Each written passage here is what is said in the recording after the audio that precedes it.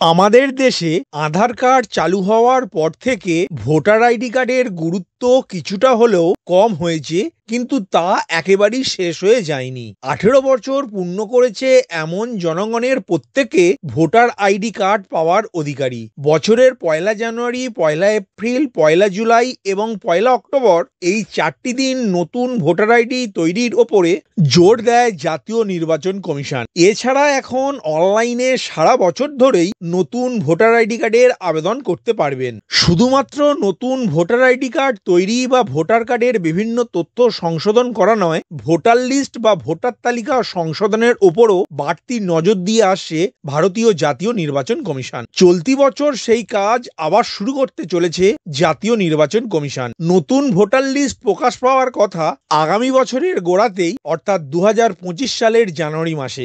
জাতীয় নির্বাচন কমিশন গত 7ই আগস্ট একটি বিজ্ঞপ্তি প্রকাশ করে জানিয়েছে, আগামী 8ই আগস্ট থেকে 18ই অক্টোবর পর্যন্ত বাড়ি বাড়ি গিয়ে ভোটার লিস্ট যাচাই প্রক্রিয়া করবেন বুথ লেভেল অফিসারেরা, অর্থাৎ বিএলও। এখনো পর্যন্ত যে ত্রুটিগুলি থেকে গিয়েছে ভোটার তালিকায় বা ভোটার কার্ডে, যেমন ভোটার কার্ডে কোনো ব্যক্তির ছবি নষ্ট হয়ে গিয়েছে বা ছবি বোঝা যাচ্ছে না বা আবজা হয়ে গিয়েছে, তা চিহ্নিত করে বাদ দেওয়ার কাজ শুরু হবে। তাছাড়া বিভিন্ন পোলিং বুথগুলি সাজানোর কথা বলা হয়েছে ওই বিজ্ঞপ্তিতে। 29 অক্টোবর খসড়া ভোটার তালিকা প্রকাশ করবে জাতীয় নির্বাচন কমিশন। ওই দিন থেকে 28 নভেম্বর পর্যন্ত ভোটার তালিকা সম্বন্ধে বিভিন্ন দাবি দাওয়া বা আপত্তি ইত্যাদি মতামত গ্রহণ করবে কমিশন। এর মধ্যে বিশেষ অভিযান হবে প্রত্যেক শনিবার এবং রবিবার, তবে তা চূড়ান্ত করবে রাজ্যের মুখ্য নির্বাচনী আধিকারিক। 24 ডিসেম্বরের মধ্যে জমা পড়া সব আবেদনের ও অভিযোগের নিষ্পত্তি করবে জাতীয় নির্বাচন কমিশন।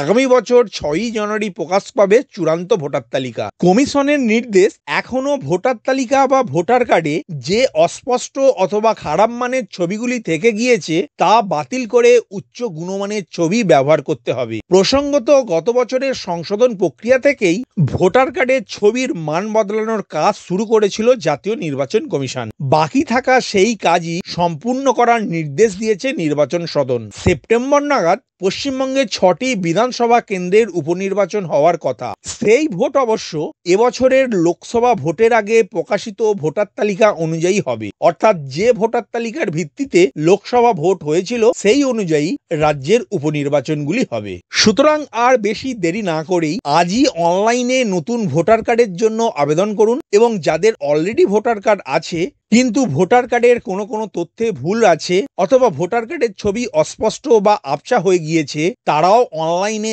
আবেদন করে সংশোধন করুন। আপনারা অফলাইনেও নিজ নিজ বুথে গিয়েও 6 নম্বর ফর্ম ফিল আপ করে নতুন ভোটার আইডি কার্ডের আবেদন জানাতে পারবেন, এবং ভোটার কার্ডের ভুল তথ্যের সংশোধন করতে 8 নম্বর ফর্ম ফিল আপ করবেন। অনলাইন এবং অফলাইনে ভোটার কার্ডের জন্য 6 নম্বর ফর্ম এবং 8 নম্বর ফর্ম কিভাবে ফিল আপ করবেন তার স্টেপ বাই স্টেপ পদ্ধতির ডেডিকেটেড ভিডিও অলরেডি আপলোড করা রয়েছে।